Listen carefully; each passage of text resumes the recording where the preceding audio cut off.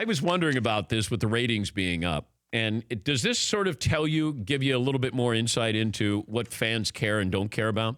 If players get paid, do they really care? And Pat Forty had a wonderful column this morning on yahoo.com. If you look at LSU with what they're embroiled in, Oregon, what they're involved in, Auburn with what they've been involved in, North Carolina before has been involved in things here. So if you're looking at March Madness, you got to look at Zion Williamson because he certainly has helped the ratings here. But there was also his implication in the corruption scandal. And you might not remember this, but you had a recruiter at Kansas, and I guess there was a wiretap where he's talking about what it will take to land Zion Williamson. And then, of course, he ends up at Duke. So are you to believe then Kansas is going to offer you stuff, but Duke isn't? And as Pat Forty says, as many have wondered, would Williamson's stepfather, believed to be the person looking for the handout, really say no to a flush deal at Kansas and yes to a scholarship at Duke? Well, maybe. His somewhat surprising commitment to the Blue Devils came nearly 4 months after the scandal blew up the sport, which means everyone might have been scared straight. So he's talking about this assistant coach, Curtis Townsend. He wanted to know, he's on the wiretap, what's the going rate for Zion Williamson? And Townsend said that he would do what he needed to do to make it happen.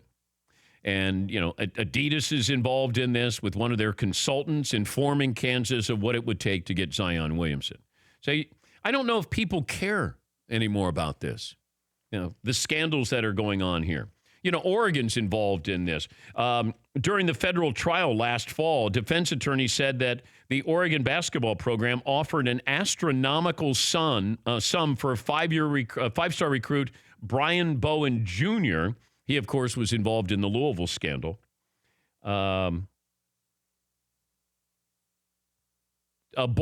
the freshman at Oregon, he's involved with, the attorney, Avenatti, where he says that, Oregon was paying for him to go there.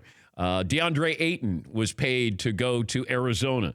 So LSU talking about their coach's wiretap saying, I gave a strong-ass offer to one of his recruits. So there's so much going on with the Sweet 16 with these teams. And North Carolina had one of the more embarrassing academic fraud cases that we've ever heard of a few years back.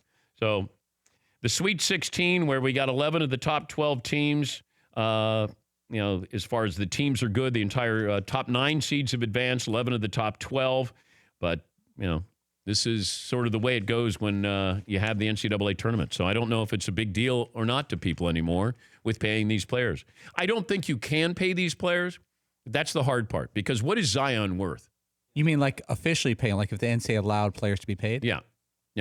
So if they made a stipend for him that he made minimum wage in his 20 hours a week playing Duke basketball, that's like what, $400? Yeah. Because Zion is worth how many millions of dollars here? And let's say I take Ja Morant at Murray State. I mean, Duke is on TV and gives you great ratings every night. So, ask ESPN about the impact of Zion Williamson.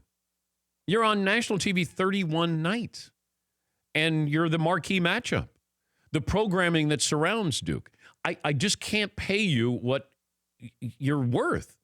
And if I pay him, then I'm paying, the forward for North Dakota State. Does he get the same thing? And the answer is no. It's like with Josh Allen, the quarterback, when he was at Wyoming. Okay, is he worth the same as Sam Darnold to USC? And the answer is no, he's not.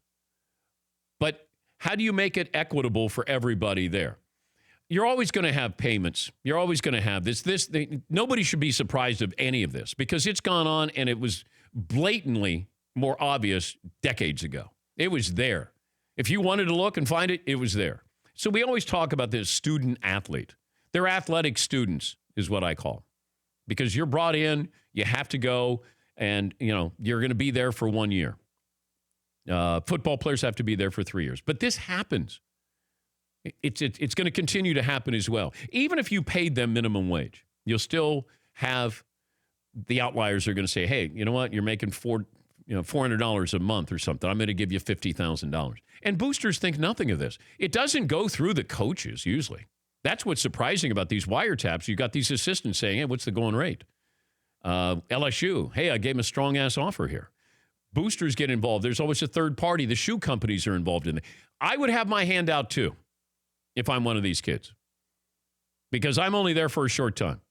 And if I can get paid to go there, then I would go there. Understanding where they're coming from and maybe their financial means, I would have no problem with a handout. I get it. Yes, Eden.